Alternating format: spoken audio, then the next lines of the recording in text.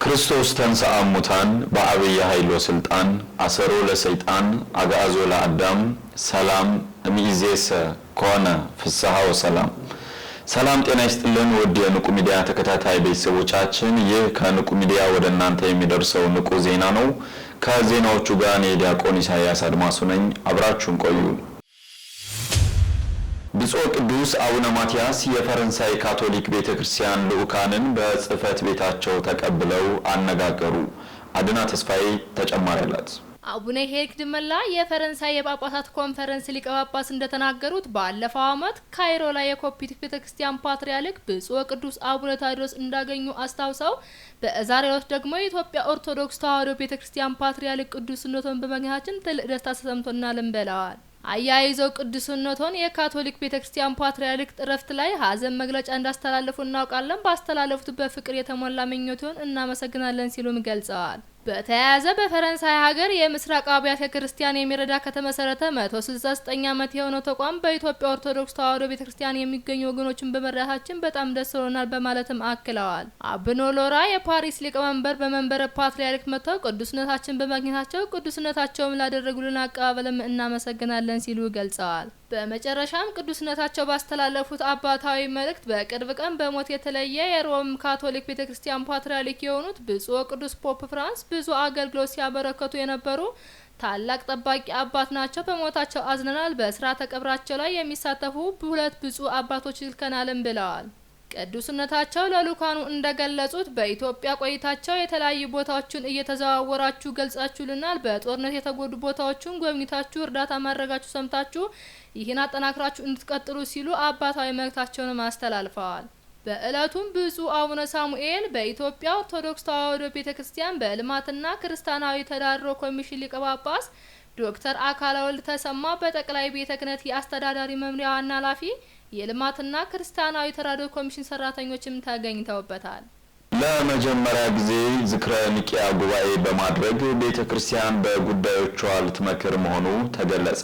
ተጨማሪ ያለን የቤተ ክርስቲያን ትምህርት ሳይበረዝና ሳይከለስ ተጠብቆ ለትውልድ እንዲተላለፍ አይኑን ሳይነቅል በመጠበቅ ለዘመናት በታማኝነት በቆየው ሊቃውንት ጉባኤ አዘጋጅነት በመላ ሀገሪቱ የሚገኙ አይናማ ሊቃውንት በተገኙበት ዝክረ ኒቂያ የተሰኘ ታላቅ የምክክር ጉባኤ ከሚያዝያ 20 እስከ 22 ቀን 2017 ዓ.ም እንደሚዘጋጅ ይታወቃል። የእግዚአብሔር ፈቃድ ሆኖ የጉባኤው ቀን የደረሰ ሲሆን የጉባኤው ተሳታፊ የሆኑት ከየሀገረ ስብከቱ የተውጣጡ የኢትዮጵያ ኦርቶዶክስ ተዋሕዶ ቤተክርስቲያን ሊቃውንትም ጉባኤውን ለመሳተፍ ጉዞ ላይ መሆናቸው ታውቋል። አዘጋጁ የሊቃውንት ጉባኤም የቅድመ ዝግጅቱን ስራ በአግባቡ ተጠናቆ ክቡራን እንግዶቹን በመጠባበቅ ላይ መሆኑን ገልጿል። የጉባኤው ዋነኛ ግብ ቅድስት ቤተክርስቲያን ዶግማዋንና ቀኖናዋን ጠብቃ አገልግሎቷንም ከጊዜ ወደ ጊዜ አስፋፍታና አጠናክራ እየተጓዘች ያለች ቢሆንም በአሁኑ ሰዓት በርካታ ውይይትና ምክክር የሚያስፈልጋቸው ጥያቄዎች በመኖራቸው ያለፈውን ለማጽናት የሚመጣውን ለማቅናት ይቻል ዘንድ የሊቃውንት መሰባሰብና መመካከር አስፈላጊ ሆኖ በመገኘቱና በምክክር ለችግሮች በነቂስ እልባት ለመስጠት ነው ሲሉ ገልጸዋል። በመሆኑም ዋስተጋብኦሙ እምበሐውርት ከየሀገሩ ሰበሰባቸው እንዲል መጽሐፍ ከመላ የሀገሪቱ ክፍል ጉባኤ ከፍተው ወንበር ዘርግተው የሚያስተምሩ መምህራን በአንድነት ተሰባስበው ቤተክርስቲያንን የሚጠቅም ምእመናንን ከብዥታ ነጻ የሚያወጣ ሐሳብ ላይ ይመክራሉ ተብሎ ይጠበቃል። ብፁዕ አቡነ ኒቆዲሞስ በሆህተ ምስራቅ ሕፃናት ማሳደጊያና ትምህርት ቤት የተሰሩ ስራዎችን መረቁ።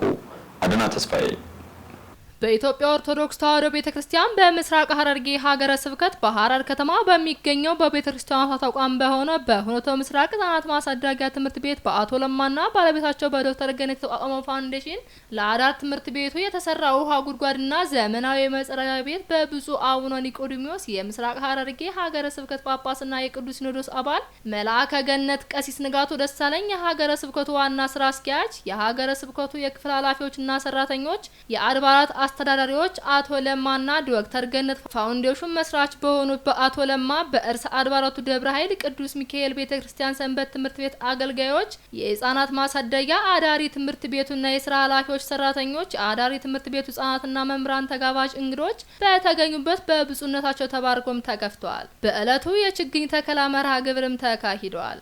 በአዳሪ ትምህርት ቤቱ ስራ አስኪያጅ በአቶ ይሁን ሰውና በኢንጂነር ማንዳፍሮ አጠቃላይ ስለተሰራው የስራ ሂደት ገለጻም ተደርጓል። በክቡር የሀገረ ስብከቱ ዋና ስራ አስኪያጅም በአቶ ለማና በዶክተር ገነት ፋውንዴሽን ቀድመው ሲል በሐረር መካነ ሰላም ቅድስት ካቴድራል አሰርተው ያስረከቡ ዘመናዊ አብነት ትምህርት ቤት በሐረር ከፍተኛ ሁለተኛ ደረጃ ትምህርት ቤት ለትምህርት ቤቱ ያበረከቱ እገዛ ለኒያን ቅዱስ ሚካኤል ቤተክርስቲያን ያደረጉትም ስላለው የገንዘብ ድጋፍ ገልጸው ላደረጉት በጎ ስራና አስተዋጽኦ በሀገሪቱ ስብከቱ ስም ልባዊና ምስጋናቸውን አቅርበዋል። ብፁዕነታቸው በእለቱ ለታደሙ እንግዶች ትምህርት ወንጌል ጻድቅ ሲጣል ዘሩ ምህል ሲለመልም አየው በሚል መነሻ ትምህርት በወንጌልም አስተምረዋል። ለአቶ ለማና ዶክተር ገነት ይህንን በጎ ተግባር መስራታቸው ልባዊ ምስጋናቸውን አቅርበው የማስታወሻ ስጦታና የምስክር ወረቀት ተበርክቶላቸው በመጨረሻም በብፁዕነታቸው ቃለ ምዕዳና ቡራኬ ተሰጥቶ የመርሃ ግብሩ ፍጻሜም ሆኗል። ብፁዕ አቡነ በርተሎሜዎስ የድሬዳዋ ሀገረ ስብከት ሊቀ ጳጳስ በመንበረ ብርሃን ቅድስት ሥላሴ ገዳም በመገኘት በገዳሙ የተሰሩ የልማት ስራዎችን ጎበኙ። ተጨማሪ ያለን ብፁዕ አቡነ በርተሎሜዎስ የድሬዳዋ ሀገረ ስብከት ሊቀ ጳጳስና የቅዱስ ሲኖዶስ አባል ክቡር መጋቤ ሰናያት ቀሲስ ኃይለ ማርያም ገብረ ሚካኤል የድሬዳዋ ሀገረ ስብከት ዋና ስራ አስኪያጅ፣ የሀገረ ስብከቱ የየክፍል ኃላፊዎች በመንበረ ብርሃን ቅድስት ሥላሴ ገዳም በመገኘት በገዳሙ የተሰሩ የልማት ስራዎችን ጎብኝተዋል። በእለቱም ብፁዕነታቸው በገዳሙ የተሰሩ የገዳሙ ጽሕፈት ቤት፣ ለሰንበት ትምህርት ቤት አገልግሎት የሚውል ቢሮና የተለያዩ የልማት ስራዎችን ተዘዋውረው የጎበኙ ሲሆን በጉብኝቱ ወቅትም የገዳሙን አስተዳዳሪ መልአከ አርያም ቀሲስ አይምሮ ጨመረ እንዲሁ የገዳሙ የሰበካ መንፈሳዊ ጉባኤና የልማት ኮሚቴ አባላት ተገኝተዋል።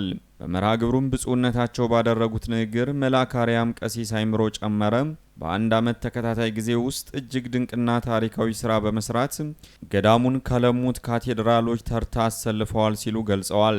ብፁዕነታቸው አክለውም ይህ ተግባር ለሌሎችም ገዳማትና አድባራት ምሳሌ መሆን ችሏል። ከዚህ ድንቅ ተሞክሮ በመውሰድ ሌሎችም አድባራትና ገዳማት በልማት እንዲበረቱ በማለት አሳስበዋል። በቀጣይም በአብያተ ክርስቲያናት የተጀመሩ የልማት ስራዎች ተፋጥነው ቤተክርስቲያን በራሷ የገቢ ምንጭ ብቻ እንድትተዳደር ይደረጋል ሲሉ ገልጸዋል። በመጨረሻም ብፁዕነታቸው በገዳሙ ለተሰራው የልማት ስራ መስግነው አባታዊ መመሪያ ቃለ ምዕዳንና ቡራኬ ሰጥተዋል። ብፁዕ አቡነ ኒቆዲሞስ በአቶ ለማና በዶክተር ገነት ፋውንዴሽን የተሰራ የውሃ ጉድጓድ ባርከው አገልግሎት አስጀመሩ። አድና ተስፋዬ መልአከ ቀሲስ ንጋቱ ደሳለኝ የሀገረ ስብከቱ ዋና ስራ አስኪያጅ የፋውንዴሽኑ መስራች ቀደም ሲል በሐረር መካነ ስላሴ ካቴድራል አሰርተው ላስረከቡት ዘመናዊ አብነት ትምህርት ቤት ለሐረር ከፍተኛ ሁለተኛ ደረጃ ትምህርት ቤት እገዛ እንዲሁም ለኒያን ቅዱስ ሚካኤል ቤተክርስቲያን ላደረጉትና ያደረጉ ላሉት አስተዋጽኦ ምስጋናቸውን አቅርበዋል። በአዳሪ ትምህርት ቤቱ ስራ አስኪያጁ በአቶ ይሁን ሰውና በኢንጂነር ማንዳፍሮም የስራ ሂደቱን አስመልክቶ ገለጻም አድርገዋል። በመርሃ ግብሩ ላይ ብፁዕነታቸውን ጨምሮ መልአከ ገነት ቀሲስ ንጋቱ ደሳለኝ የሀገረ ስብከቱ ዋና ስራ አስኪያጅ፣ የሀገረ ስብከቱ የክፍል ኃላፊዎች፣ የአድባራት አስተዳዳሪዎች፣ አቶ ለማ፣ ዶክተር ገነት፣ የፋውንዴሽኑ መስራቾችና አገልጋዮች፣ የአዳሪ ትምህርት ቤቱና የስራ ኃላፊና ተጋባዥ እንግዶችም ተገኝተውበታል። በተጨማሪም በመልካም ተግባራቸው ድርሻቸውን ለተወጡ አካላት የምስጋና የምስክር ወረቀት የተበረከተላቸው ሲሆን የችግኝ ተከላ መርሃ ግብርም ተካሂደዋል። ሚያዝያ 18 ቀን 2017 ዓ.ም ከንቁ ሚዲያ የተዘጋጀው ዜና ይህንን ይመስል ነበር። ዜናዎቹን ወደ እናንተ በማድረስ አብሬያችሁ የነበርኩት እኔ ዲያቆን ኢሳያስ ከመላው የስቱዲዮ ባለሙያዎች ጋር ነበር። ሰናይ ጊዜ። ንቁ ኦርቶዶክስ ተዋህዶ የጸሎትና የንስሐ መርከብ ማህበር በእግዚአብሔር ፈቃድ በወንድማችን የኔነ ተስፋዬ አስተባባሪነት ከተመሰረተ ጊዜ ጀምሮ ከሚሰጣቸው ዘርፈ ብዙ መንፈሳዊ አገልግሎቶች መካከል የሐዋርያዊ አገልግሎትና ያሬዳዊ ዝማሬዎች አንዱ ነው።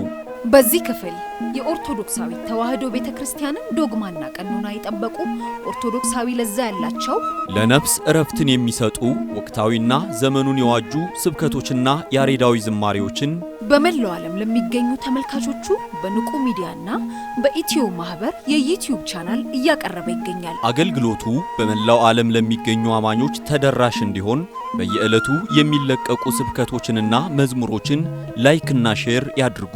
እንዲሁም የዩቲዩብ ቻናላችንን ሰብስክራይብ በማድረግ የዚህ ታላቅ አገልግሎት ባላሻራ ይሁኑ። ንቁ ሚዲያ ርቱ የቤተ ክርስቲያን ልሳን